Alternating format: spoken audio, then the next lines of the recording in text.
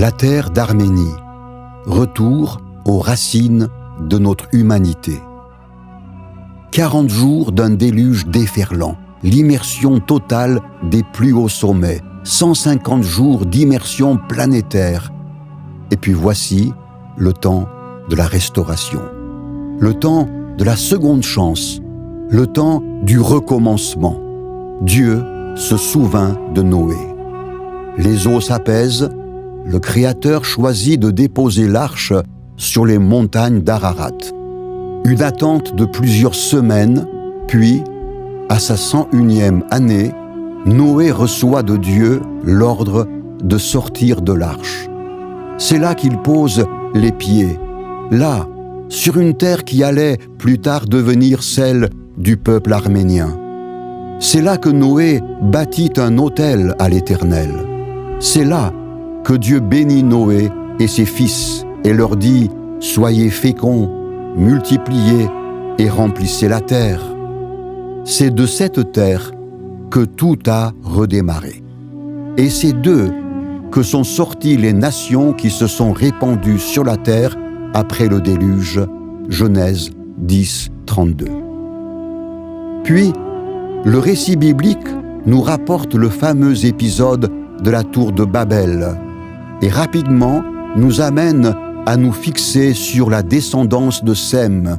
Nous arrivons à Térak, le père d'Abraham, qui deviendra Abraham, le père des croyants. Le grand plan du salut de l'humanité que Dieu avait préétabli suit son cours. Jésus, le Sauveur promis, est venu. Sa vie offerte en sacrifice sur la croix est la rançon qui nous ouvre un accès immédiat au pardon de nos péchés et à l'assurance du salut par la foi et par grâce.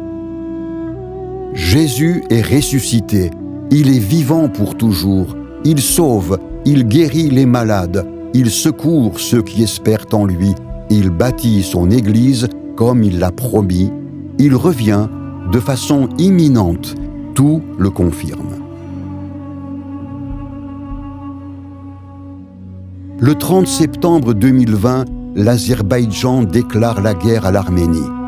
La Turquie, l'Ukraine, la Syrie, le Pakistan et l'Afghanistan ont conjugué leur potentiel militaire, stratégique et technologique contre une armée arménienne bien esseulée. L'armement vétuste et défaillant fourni par la Russie rendait inéluctable la défaite des résistants arméniens. Au-delà des enjeux politiques, nous discernons les intérêts spirituels. De toute évidence, la ferveur de la foi chrétienne, qui caractérise plus de 70 000 Arméniens de Pentecôte, dérange. Elle dérange l'adversaire des âmes, elle dérange les pouvoirs allergiques à l'Évangile. Aujourd'hui, et malgré un cessez-le-feu d'apparence, des agressions azerbaïdjanaises se multiplient sur des secteurs frontaliers sans que l'opinion publique n'en soit émue. Le peuple arménien demeure sous une menace de chaque instant. Le silence étonnant des médias n'enlève en rien à l'urgence de la situation à laquelle est confronté ce peuple. De plus, l'Église traditionnelle a réussi à faire voter une loi anti-témoignage, une loi qui interdit de proposer l'Évangile à une tierce personne. Nous sommes bien dans un combat spirituel. Prions pour l'Arménie. S'agissant de l'AEP, son cœur de mission, consistant à répandre la Bible dans les pays de persécution et à secourir les croyants de ces mêmes pays, nous avait déjà amenés à intervenir en Arménie, notamment au lendemain du terrible tremblement de terre de 1988. 3 ans plus tard, ce fut la dissolution de l'URSS. L'Arménie est alors devenue une république indépendante sans y être nullement préparée. D'un coup, d'un seul, toute l'activité économique du pays s'est bloquée. Les immenses usines de l'ère soviétique ont fermé. La faillite a plongé le peuple arménien dans une misère et une pauvreté indescriptibles, avec 82% de chômage. Un flux migratoire a poussé des milliers d'Arméniens vers l'Europe de l'Ouest et notamment la France. Face à cette situation, l'AEP a initié quelques actions ponctuelles en témoignage de notre solidarité fraternelle. Plus près de nous, depuis la guerre d'octobre 2020, plus de 6 000 jeunes soldats ont été tués, 10 000 soldats définitivement estropiés, 100 000 Arméniens sauvagement chassés du Haut-Karabakh. Des maisons perdues, des églises détruites, voici la tragédie qui a foudroyé le peuple arménien dans l'indifférence générale. Les assemblées de Dieu de France ne pouvaient pas rester sans réagir. Par l'intermédiaire de l'AEP et de l'ASEP, nous avons immédiatement exprimé concrètement aux églises d'Arménie et au peuple arménien notre profonde solidarité fraternelle. L'humilité et la consécration des responsables d'église, la ferveur et la générosité des croyants, et en même temps la frappante insuffisance des moyens dont ils disposent, nous ont fortement touchés. C'est ainsi que nous avons ressenti la nécessité d'apporter une aide en faveur des enfants de familles particulièrement frappées par le deuil et la douleur. L'idée des parrainages d'enfants sous le couvert de l'ASEP répond parfaitement à la situation. L'opération est lancée depuis l'été 2021. Lors de la toute dernière mission de juillet, nous avons été amenés à visiter le quartier de la Grande Malchance. C'est ainsi que l'on peut traduire ce secteur de la ville de Yerevan, la capitale de l'Arménie. Le quartier appelé Tchakhbar, la Grande Malchance, le quartier de la Grande Malchance. Nous y avons rendu visite à une famille de croyants dans le cadre de notre mission. C'est un autre monde. C'est le monde des rejetés, le monde des méprisés.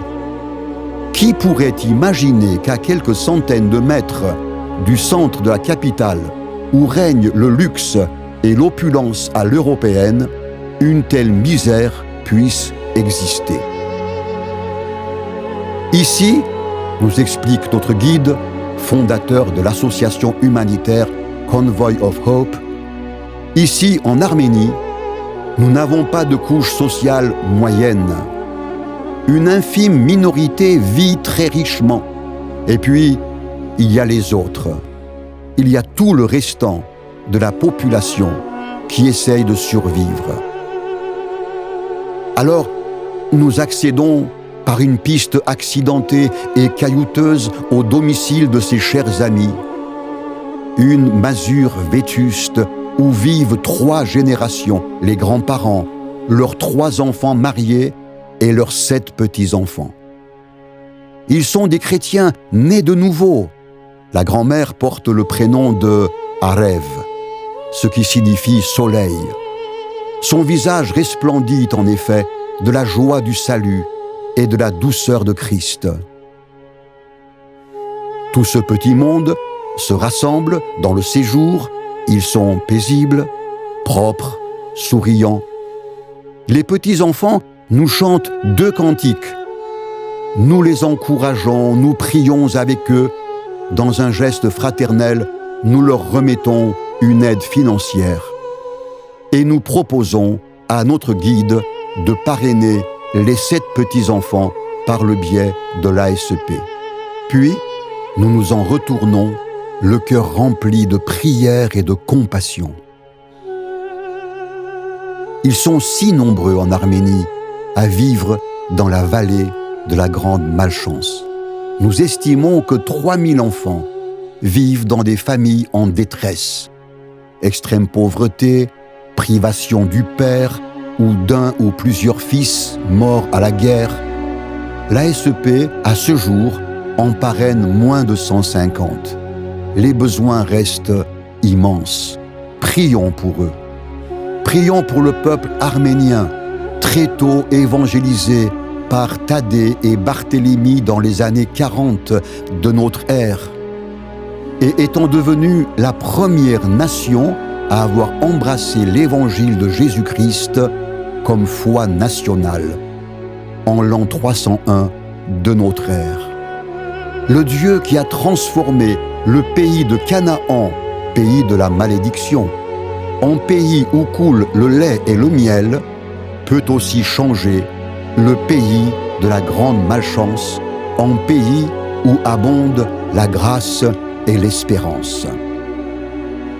La guerre avec l'Azerbaïdjan a précipité des centaines de familles arméniennes dans une situation de détresse, à la douleur d'avoir perdu leur maison, un père, un mari, un fils, s'ajoutent les défis angoissants les plus basiques: nourrir, soigner, vêtir, scolariser les enfants des familles les plus démunies.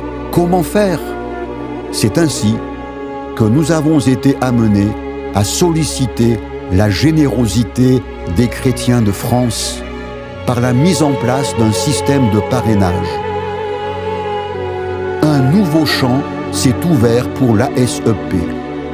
Après l'Inde, le Bangladesh, le Myanmar, le champ de l'Arménie. Un immense merci aux donateurs qui ont répondu avec un grand cœur à cette urgence. En un an, nous sommes arrivés au chiffre encourageant de 137 enfants parrainés en Arménie. Ce champ nouveau est appelé à se développer malgré la barrière linguistique et malgré la distance. C'est ainsi que le Seigneur nous a amenés à établir un partenariat avec l'association Convoy of Hope, fondée par un chrétien fidèle de l'église de Yerevan et les pasteurs responsables d'églises locales. Nous avons pu constater le sérieux avec lequel s'organise le parrainage des enfants. Nous avons rencontré des familles aidées, des pasteurs et des responsables locaux établis pour gérer les parrainages. Tout s'organise de manière réfléchie et rassurante. Tout est prêt pour que nous allions plus loin dans cette belle œuvre de parrainage. Une liste d'enfants en attente d'être parrainés nous est présentée. L'appel est donc lancé auprès des croyants de France. Pour 28 € par mois, vous pouvez parrainer un enfant. À l'heure où nous montons cette vidéo, nous apprenons la reprise des hostilités. Pour l'Arménie, le spectre de la guerre revient comme un boomerang. Au moins 49 soldats ont été tués lors d'intenses bombardements perpétrés par l'Azerbaïdjan la nuit du 12 au 13 septembre. Notre correspondant en Arménie nous écrit « Notre situation va mal. La guerre recommence. Priez pour l'Arménie. »